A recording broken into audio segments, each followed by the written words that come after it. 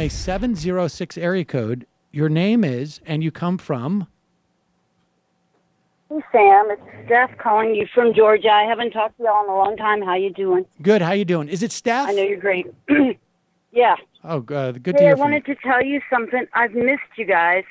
I couldn't listen for a while because it was breaking my heart. And we'll talk about that on another day, but I did want to say something interesting. That I live on a street here on a road, black, white, Hispanic, old, young, left-leaning, right-leaning, and I agree with you. Healthcare is going to be the best way for the Democrats to get back on the map because right now it's not looking good here, even for people that have been voting Dem for a long time. It's not looking good, right? But this is an issue that people really care about. And then I wanted to mention something else to you, and then I'm going to hang up because I'm driving. I want to hear what you think. Okay. As far as immigration, my husband, I've told you before, he's here on a green card. He's Colombian. I think, and my children, of course, are really big on the DACA thing, and we've been having talks about it.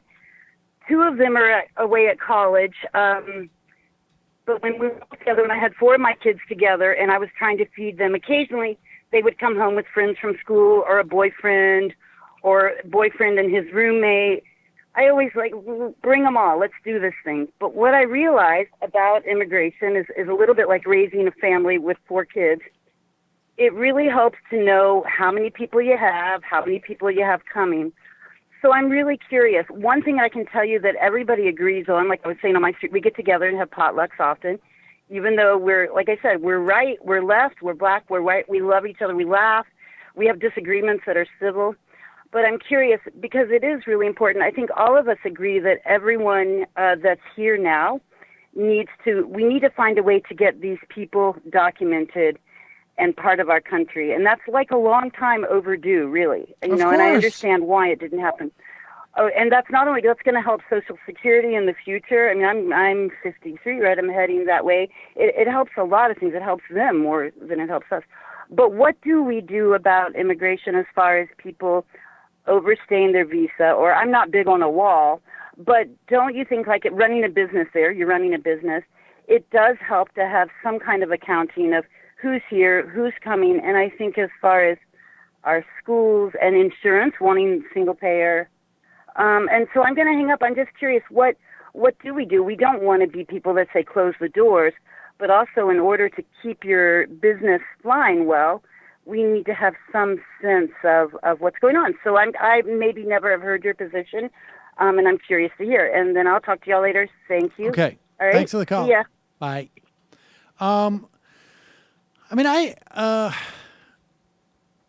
I would work out a path to citizenship for people who have been here, presuming, obviously, no commission of crimes that we would perceive crimes. I don't know how you would categorize it, but as a citizen, in other words, if you haven't landed in court for something other than your status as an immigrant, and I should say, convicted of something in court.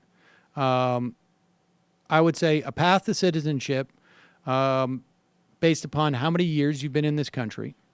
And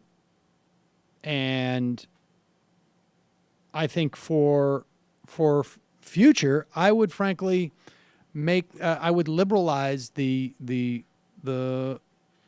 our immigration laws. I would make it easier. I would also, I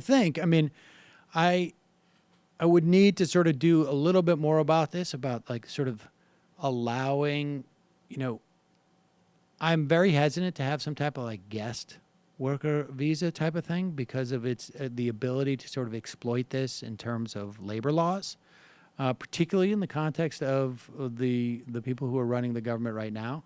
But I think in terms of people who overstay their visa, I would raise the bar as to what triggers some type of ICE enforcement or deportation. In other words, we need to show that this is actually a problem. I don't think that there is maybe there's some data out there that we're hurting wages in some sectors. That's possible. But frankly, I would liberalize stuff like more doctors come in. How's that? You want to worry about how we're going to pay for Medicare for all? Let's let more doctors in from around the world. Obviously, you got to create standards, but there are good doctors all around the world who would come to the United States and in a field where we need to depress wages in some way. I mean, I wouldn't put it as depressing wages, but depress costs. That would be rather helpful.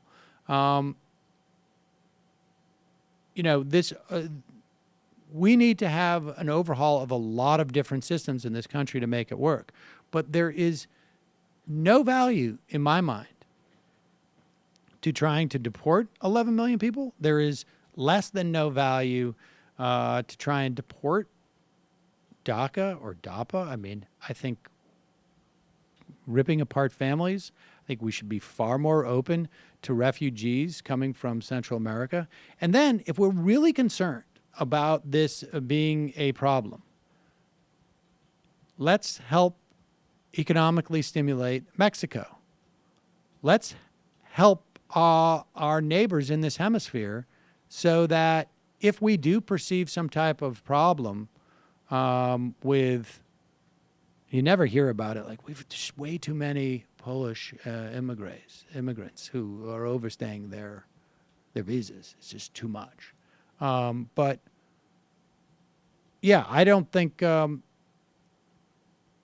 don't know if I would be total open borders because I do think that there's probably at least at this stage in our development some value to maintaining that. Obviously, from a security standpoint, maybe there's an argument, I guess, but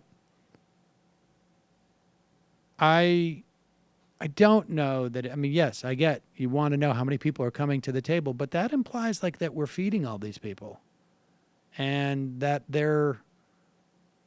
But I mean, if you tell me that everybody who shows up at your dinner table is going to bring a chair and is going to bring space, has the ability to expand the size of your living room, is also going to bring a potluck. They're going to bring some food. And in this instance, it's not like, well, we got too many main courses. I think that's where it breaks down a little bit. And so, look, I have no problem with us sort of saying like, oh, okay, you're coming in, you're an immigrant. I have no problem with that. But I just don't think that we need to have such a high bar to allow people in. And the connection between immigrants coming in and businesses suffering, I think, is troublesome, right? Well, I got news for you. In Georgia in particular, I think most of the data shows that when immigrants are made more illegal or, when it was, I can't remember what they instituted in Georgia, but they had to roll that back rather quickly after all the peaches started to rot. I can't remember exactly what the point is. Hi, folks. Sam Seder here. We still need your help on our Patreon page. YouTube ads have come back, but not nearly as much as we had before. So if you can help us out, any little bit helps. Head over to our Patreon page right at this URL, and you'll help us keep helping you by making videos